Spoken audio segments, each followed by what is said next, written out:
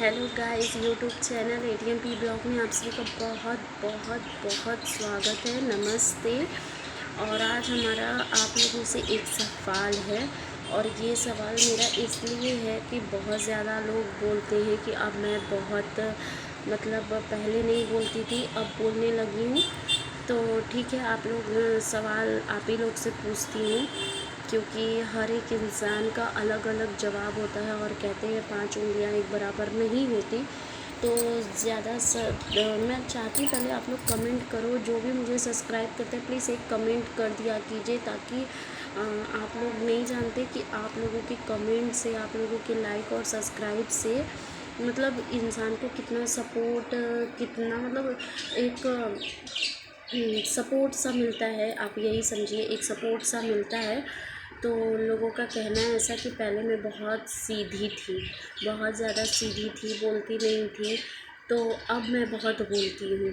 तो अब मैं बहुत बोलती हूँ, तो मैं आप लोगों से ये बताना चाहती हूँ, अगर कोई आपको बार बार तमाचे पे तमाचा मारे और आपके साथ बुरे से बुरा करता जाए, और बात जब आपके पति और बच्चे पे आए, जब आपके पति और बच्चे पे बात आ जाए, तो आप बताइए कि आप क्या नहीं बोलेंगे। एक हद तक आप तब तक सह सकते हैं जब तक सिर्फ बात आपके ऊपर की होगी, जब आपके ऊपर होगी। जब मेरी अकेले की थी, तो सब कुछ होता था, सब कुछ सहना बहुत आसान लगता था। अरे यार, थोड़ा सा घुट लो, अकेले में जाके रो लो, फिर थोड़ा सा पानी पियो, चिल करो, फिर सब नॉर्मल हो जाता है। रात में सो लो, सुबह उठो, सब भूल जाए।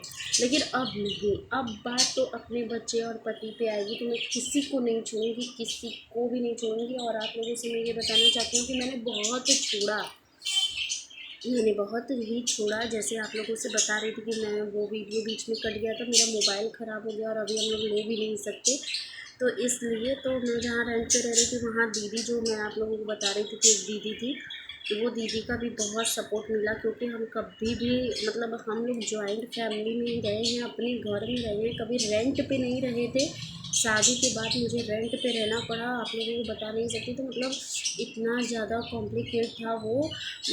मेरे हस्बैंड को तो सुबह से ही दुकान पे जाना रहता है, रात में भी रहना पड़ता है, सुबह भी रहना पड़ता है। रात में 11-10 बजे आते थे, और मैं अकेले रेंट पे, कभी आप लोग विश्वास नहीं करोगे, मैं रहना नहीं चाहती थी। और मेरे लिए बहुत बड़ी बात था, बहुत ही बड़ी बात, क्योंकि हम लोग हमेशा जॉइंट फैमिली में रहे हैं, तो कभी अकेले रहने का आदत नहीं था। तो जब ससुराल वाले बहुत ज़्यादा तंग कर चुके थे, तो मेरे हस्बैंड का लगा कि जब रोज़ आकर के लड़ाई झगड़ा देखना है, एक वक्त का खाना भी आराम से खा के ना सो सके, तो ऐसी ज़िंदगी का क्या फ़ायदा। तो उन्होंने रेंट पे रहने का सोचा। तो जब वो रेंट पे रहने का सोचे, हम तो नहीं एग्री कर रहे थे। हमें लगा नहीं, ससुराल में ही लड़ भिड़ के जैसे भी रहो। क्योंकि मेरे पे तो उंगली पहले उठती, मेरे पे उंगली इसलिए पहले उठती, एक तो वो लोग मुझे पसंद नहीं करते हैं, एकदम देखना नहीं चाहते हैं, उनका बस चले तो जान से मार दे।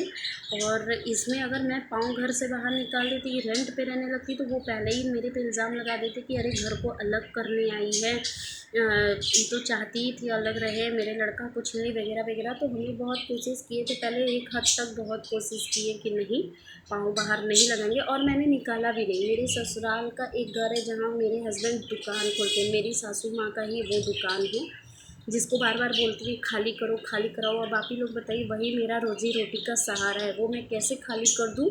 फिर भी हमेशा आदमी, एक बार चाबी भी छीन लिया था उन लोगों ने, हमेशा बोलती है खाली करो, खाली करो। पर हम लोग का वही जीने का सहारा है, मेरे हस्बैंड वहीं से घर चलाते हैं। तो बहुत अत कर दिया था इन लोगों ने, तब निकलना ही पड़ा। वो कहते हैं ना कि सांप भी मर जाए लाठी भी ना टूटे, तो यही वाली बात हुई थी। और एक हद पार हो गया था, तो फिर हम लोग निकले। कितने दिन मैं अपने मायके में रह रही थी, तो ज़्यादा दिन भी जानते हैं, मायके में भी लड़की शादी के बाद ज़्यादा दिन रह नहीं सकती। तो ऐसा ही हुआ था। तो मैं रहने तो लगी थी, तकरीबन 9 महीना हो गया था। मैं बीच में प्रेग्नेंट भी हुई थी। तब मुझ पे इन लोग, मेरे ससुराल वालों ने इल्ज़ाम लगाया था, अरे ये प्रेग्नेंट हुई है, इसको बच्चा कभी होगा ही नहीं। आप ही बताइए, इतना श्योर कोई कैसे हो सकता है। कुछ तो होगा ना, कुछ तो दिमाग में होगा ना, तभी मैं इतने श्योर से बोल रही कि अरे इसको बच्चा नहीं है वो। फिर मेरा बच्चा ख़राब हो गया था, अबॉर्शन हुआ।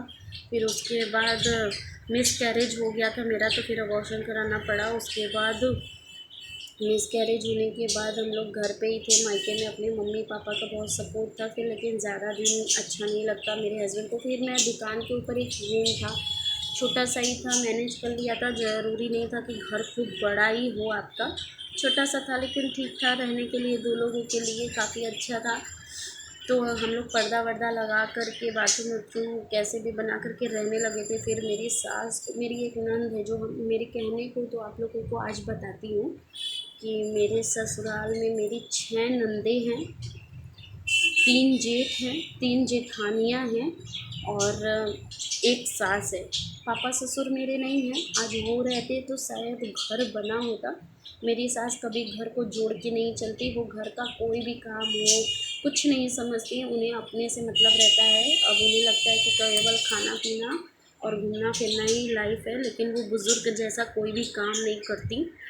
तो घर का पूजा हो, चाहे पाठ हो, चाहे घर को जोड़ के रखना हो, एक माले में पिरोना ही हो, उन्हें इन सब से कोई मतलब नहीं है। लड़ाई तो वही लगवाती हैं और कहते हैं जब घर का बड़ा ही नींव हिला दे ना, तो फिर वो नींव को कोई छोटा जितना भी करना चाहे एकता, वो कर ही नहीं सकता। तो मैंने भी बहुत कोशिश की थी पर नहीं हो पाया। और जब पता है आप अकेले खड़े हो, लोग कहते हैं सच्चाई का रास्ता बहुत मुश्किल, सच में बहुत मुश्किल होता है, इतना ज़्यादा मुश्किल होता है ना कि आप सच में हार जाओगे। भगवान ने ये कहा है सच का रास्ता बहुत ही मुश्किल होता है लेकिन अच्छा होता है, लेकिन विश्वास नहीं करेंगे, हम तो थक गए थे। बहुत कोशिश किए लेकिन जब आप अकेले खड़े रहो और चारों तरफ से आपको लोग नोचने लगे ना, तो आप कुछ नहीं कर पाओगे, कुछ भी नहीं कर पाएंगे।